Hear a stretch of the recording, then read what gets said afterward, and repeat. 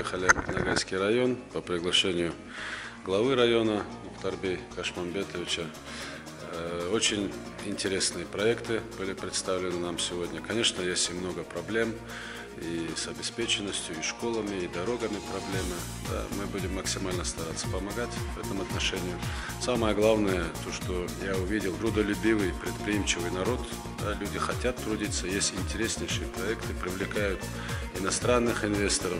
Я думаю, что если мы от республики поможем в решении этих проектов, да, вот есть проект здания индустриального парка.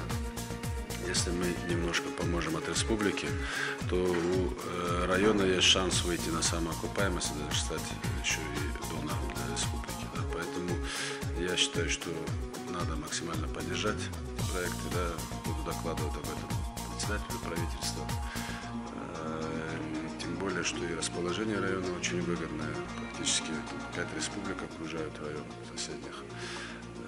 Единственное, я считаю, что нам от республики надо помочь с инфраструктурой. Уже местные кадры, местные предприимчивые предприниматели, я думаю, что они сделают все. И мы, соответственно, получим отсюда налоги.